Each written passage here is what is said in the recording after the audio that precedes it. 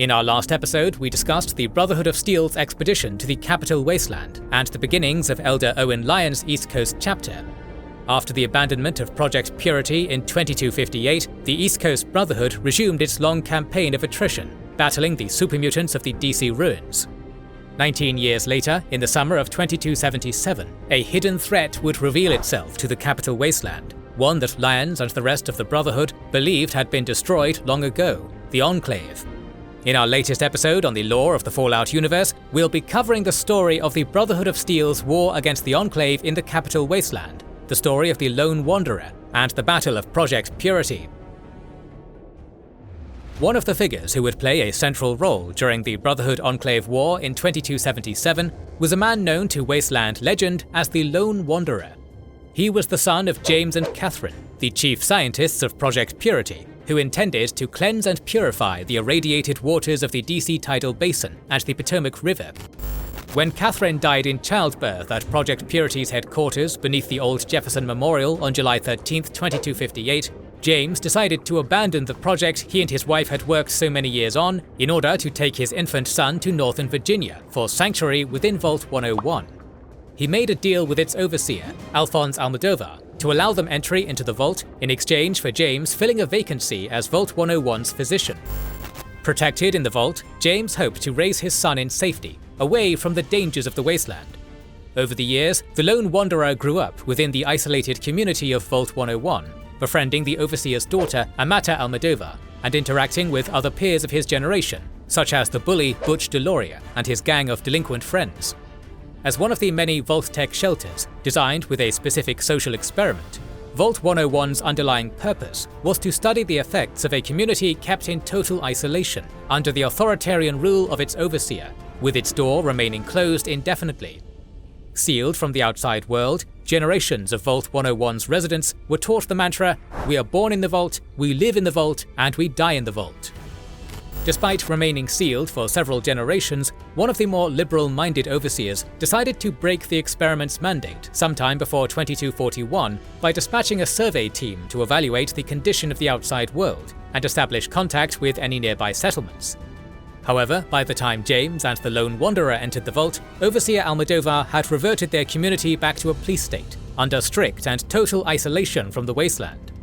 To shield him from the outside world, James kept the knowledge of their Wasteland origins a secret from his son. Years passed as James raised his son into young adulthood, while also working as the Vault's physician. But James never completely abandoned his work on Project Purity, and spent his nights sneaking into restricted areas of the Vault, in search of any information that might help him finally accomplish the noble goal he and his wife had dreamed of all those years ago. One night, James broke into the Overseer's office and hacked his terminal, where he gained access to restricted files relating to the Garden of Eden creation kit and its creator, Dr. Stanislaus Braun. Information on the Gex terraforming abilities seemed to be the final piece in the puzzle of making Project Purity work. When James learned that Dr. Braun had reserved a spot in Vault 112, also located in Northern Virginia, he believed he could recover some of Braun's data there and use it to revive the project. For the time being, however, James would continue caring for his son, at least until he was old enough to take care of himself. When the Lone Wanderer reached the age of 19, James believed his son was finally mature enough to take care of himself in Vault 101. On the morning of August 17, 2277, a radroach infestation broke out in the residential unit, and James took advantage of the situation and escaped through the vault door. James's actions would have unintended consequences, as his departure would begin a crisis in Vault 101. The Overseer was furious, and considered the Lone Wanderer complicit in his father's escape. Aware of the danger her friend was in, Amata woke the Lone Wanderer and warned him that the Vault's security was after him. Forced to flee the safety of the Vault, the Lone Wanderer evaded the Overseer's security forces, and, with Amata's help, opened Vault 101 to venture out into the capital Wasteland in search of his father. His journey began at the nearby settlement of Megaton, a town built around the crater of an undetonated atomic bomb, using scrap materials and debris from the ruins of a nearby airport. There, he asked Megaton's locals about his father's potential whereabouts, learning from the town saloon owner, Colin Moriarty, that James had indeed passed through Megaton, and was heading for the Galaxy News radio building in the DC ruins. It was during this conversation with Moriarty that the Lone Wanderer discovered the truth about his origins from outside the vault, as Moriarty revealed he was an acquaintance of James when he had passed through Megaton en route to Vault 101 19 years earlier. Before leaving town, the Lone Wanderer aided the people of Megaton by disarming its dormant, yet still active atomic bomb, and also assisted shopkeeper Moira Brown in collecting data for her book, The Wasteland Survival Guide. While exploring the area around Megaton, the Lone Wanderer also met a stray dog named Dogmeat, who joined him on his travels as his faithful companion. The Wanderer next set off for the Galaxy News radio building in the heart of the downtown DC ruins. Navigating his way through the half-destroyed metro tunnels infested with feral ghouls, he entered the ruins of Chevy Chase, where he had his first significant encounter with DC's hostile super mutants. In a chance encounter with a Brotherhood of Steel patrol led by Sentinel Sarah Lyons, the Lone Wanderer tagged along with her squad to relieve the GNR building from a super mutant assault. After battling their way through hordes of super mutants, they reached the GNR building plaza, where the Lone Wanderer defeated a giant super mutant behemoth using a Fat Man mini-nuke launcher. With the siege lifted, he entered the building and met Three Dog, an idealistic disc jockey who believed in fighting the good fight by broadcasting news and music across the old airwaves of Galaxy News Radio. Three Dog, in exchange for the Lone Wanderer's assistance in replacing the GNR signal dish rigged atop the damaged Washington Monument on the war-torn National Mall, informed him that James was heading to Rivet City, a settlement built into the hulked remains of a pre-war aircraft carrier moored along the Potomac River. Continuing his search, the Wanderer traveled to Rivet City and met Dr. Madison Lee, a scientist who had worked with his parents years ago on Project Purity. She told him that James had indeed spoken to her, as he had hoped to enlist her aid in resuming the project. However, Dr. Lee had angrily refused, saying that too much time had passed, and claiming she had moved on. Regretting her confrontation with James, Dr. Lee pointed the Lone Wanderer in the direction of their old laboratory beneath the Jefferson Memorial. There, he fought through a group of super mutants occupying the structure, and found audio logs left behind by his father stating that he was heading to Vault 112 to recover a Gek, which he believed was the key to making Project Purity work. Now knowing where to look, the Lone Wanderer journeyed to Vault 112 and entered the shelter, hoping to find his father inside. Much to his surprise, Vault 112's 85 residents were all connected to Visiontron Lounger virtual reality simulators, where they were kept in suspended animation within a virtual reality. Noticing his father was also connected to the simulation, the Lone Wanderer found a vacant lounger and entered the virtual reality world, which was run under the complete control of the Vault's overseer, none other than Dr. Braun himself. Having godlike powers and total control over the simulation, Dr. Braun took sadistic pleasure in torturing Vault 112's residents as his playthings in a simulated black and white recreation of an idealized pre-war suburban community known as Tranquility Lane. Now trapped with his father and the others inside Tranquility Lane, the Lone Wanderer eventually discovered the simulation's hidden failsafe program, mercifully euthanizing the Vault's tormented residents and forever trapping Dr. Braun alone in his world. With both now freed from the simulation, the Lone Wanderer and his father held an emotional reunion. After James learned the reasons behind his son's departure from the safety of Vault 101 and his long search for him, he and the Lone Wanderer returned to Rivet City, intent on working together to resume Project Purity. They recruited the help of Dr. Lee and her team of scientists and returned to the Jefferson Memorial to restart the project. But as the Lone Wanderer was busy repairing parts of the purifier, a flight of vertibird helicopters suddenly appeared and landed squads of power-armored soldiers. The Lone Wanderer returned to the Project Control Center inside the Jefferson Memorial and regrouped with Dr. Lee, but his father was sealed within the purifier chamber with the intruders. Their leader stated he was Colonel Augustus Autumn Jr., and demanded that Project Purity and all its research data be handed over to the Enclave, who wished to use the purifier for their own purposes in asserting control over the capital Wasteland. Unwilling to let the Enclave pervert Project Purity's goal, James flooded the purifier chamber with lethal amounts of radiation in the hopes of killing Colonel Autumn and his soldiers. Looking at his son one last time through the chamber's glass window, James bid farewell to his child and told him to run before collapsing from radiation poisoning.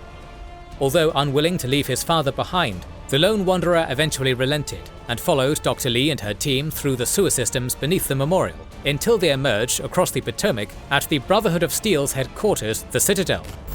Despite James's sacrifice, Colonel Autumn had managed to survive the flood of radiation by quickly injecting himself with Radix and Radaway, and he cordoned off the area around the Jefferson Memorial and the water purifier for use by the Enclave. James's sabotage of the purifier, however, meant that it would take time for the Enclave to restore it to working order. With the purifier under the Enclave's control, the Lone Wanderer and Dr. Lee's team sought refuge at the Citadel, where he met with Elder Owen Lyons. The Elder expressed his sympathies for the death of his father, but stated that the Brotherhood did not have the manpower or materiel to combat the Enclave and retake the purifier.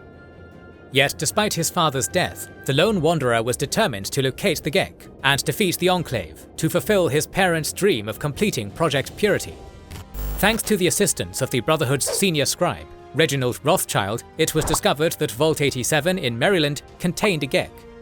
However, lethal doses of radiation surrounding the vault door meant that the Lone Wanderer would have to enter through a secondary entrance in the caverns of Little Lamplight. Gaining access to Little Lamplight, which was inhabited by a settlement of children, the Lone Wanderer navigated through the caves and entered Vault 87. It was while battling super mutants in the vault's tight corridors and hallways that the Lone Wanderer would discover that Vault 87 was, in fact, the source of the capital Wasteland's super mutant population, since its social experiment was to test a strain of the forced evolutionary virus on its inhabitants.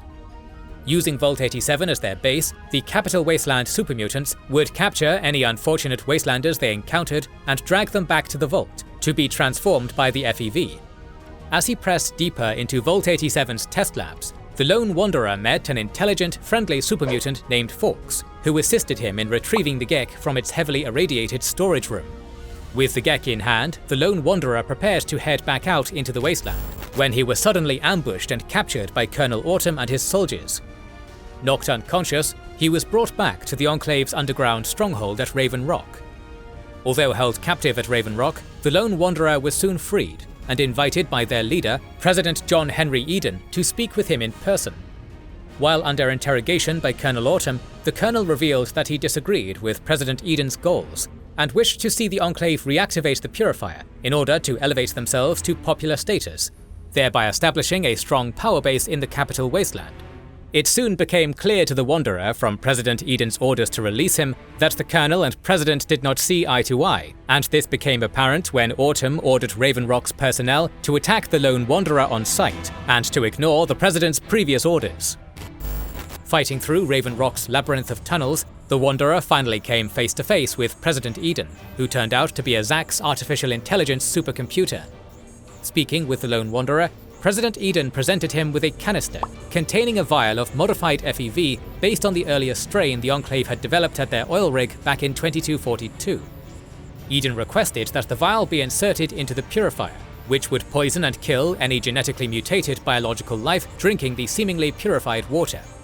Though forced to accept the vial before he could leave Raven Rock, the Wanderer used his technical knowledge of AI complexities to trap President Eden in circular logic, causing the Zax computer to activate Raven Rock's self-destruct protocol. The Wanderer then made his escape, just as the mountain complex was destroyed in a massive underground explosion. Once outside the base, the Lone Wanderer was pleasantly surprised to reunite with Fawkes and Dogmeat, who had followed the Enclave to their base in search of him. With Fawkes offering to join him in his quest, and his faithful hound Dogmeat back at his side, the Lone Wanderer made his way back to the Citadel and informed Elder Lyons that Colonel Autumn had relocated his command center to the Jefferson Memorial, and with the Gek in hand, was setting his plan in motion to reactivate the water purifier and dominate the Wasteland. Realizing the situation had now escalated, and that direct action by the Brotherhood was necessary to prevent the Enclave from fulfilling their sinister goals, Elder Lyons mobilized all the Brotherhood soldiers for an assault on the purifier. The Lone Wanderer would be accompanied on the ground by Sentinel Sarah Lyons and her elite squad of paladins, the Lion's Pride. The Brotherhood's attack would be spearheaded by their secret weapon, the giant robot Liberty Prime, which Scribe Rothschild had restored to working order. Donning a suit of T-45D power armor, the Lone Wanderer joined Sarah and her squad as they set out from the Citadel to attack the Purifier, beginning the Battle of Project Purity. Fighting their way across the Potomac River Bridge and into the DC ruins, the Brotherhood Paladins and the Lone Wanderer engaged squads of power-armored Enclave troops in their push towards the Purifier. All the while, Liberty Prime provided heavy firepower with its arsenal of laser weaponry and back-mounted mini-nuke grenades. Despite taking continuous fire from artillery guns and vertibirds, Liberty Prime shrugged off the Enclave's weaponry and continued paving the way for the Paladins on the ground. Enclave soldiers used the rubble of surrounding buildings for cover as the Brotherhood advanced on the road to the Jefferson Memorial. When the Brotherhood forces finally reached the large energy fence surrounding the memorial, Liberty Prime used its systems to overload the photonic resonance barrier and gain access to the purifier. While the Lion's Pride and Forks battled Enclave soldiers around the memorial, Sarah and the Lone Wanderer entered the building to access the control room. Upon reaching the central rotunda, they faced off against Colonel Autumn and his squad, ultimately defeating them in a heavy firefight in which Autumn was killed by the Lone Wanderer. Though the purifier control room was back under their control, Dr. Lee informed them through the radio that damage from the battle was causing a dangerous buildup of radiation in the central control chamber. If Project Purity were not activated immediately, it would release radiation levels high enough to kill everyone in the immediate area and destroy the purifier. With little time to spare, the Lone Wanderer selflessly volunteered to enter the irradiated control chamber and activate the purifier himself. Stepping into the chamber and receiving high doses of radiation poisoning, the Lone Wanderer briefly looked over at the filter system, into which President Eden had wished for the modified FEV to be inserted, and steadfastly refused to carry out the President's evil scheme. Instead, he entered the passcode to the purifier machine 21-6, based on the Bible verse Revelation 21:6 his father had read to him as a child. He watched as the water purifier activated, cleansing the water around the Jefferson Memorial just as he collapsed on the floor, unconscious from the radiation. Through the Lone Wanderer's selfless, heroic actions, the noble altruistic goals of Project Purity, which his parents had begun decades ago, were finally achieved. The DC tidal basin and the Potomac River would flow with clean, purified water. At long last, the capital Wasteland was saved. But the Lone Wanderer's story did not end there. Brotherhood teams had recovered him from the purifier and helped treat his radiation poisoning, and 2 weeks later, he awoke in the Citadel's medical facility. Briefed by Elder Lyons on the Brotherhood's victory at the purifier, over the next few weeks, the Lone Wanderer would assist the Brotherhood of Steel in wiping out the last remnants of the Enclave in the capital Wasteland and destroy their final stronghold, a mobile base crawler at the fortified Adams Air Force Base. With the Enclave's leadership decapitated, their defeat in the Battle of Project Purity, and the loss of their main bases at Raven Rock and Adams Air Force Base, the Enclave retreated out of the capital Wasteland for good, bringing an end to the 2277 Brotherhood-Enclave War. The Brotherhood was victorious in the conflict, and had severely crippled the Enclave's presence and capabilities on the East Coast. With the war over, the Lone Wanderer parted ways with the Brotherhood, and set out on his own with Dogmeat for new adventures in the capital Wasteland and beyond. Though the Enclave was still intact, for the time being at least, their offensive capabilities in the Wasteland had been eliminated. As such, the Brotherhood of Steel's victory in their war with the Enclave would ultimately lead to the East Coast chapter's rise to dominance in the capital Wasteland, eventually paving the way for their future expansion into other regions along the eastern seaboard. More videos on the history of the Fallout universe are on the way, so make sure you are subscribed and have pressed the bell button to see them. Please consider liking, commenting and sharing, it helps immensely. Our videos would be impossible without our kind patrons and YouTube channel members, whose ranks you can join via the links in the description to know our schedule, get early access to our videos, access our Discord, and much more. This is the Wizards and Warriors channel, and we will catch you on the next one.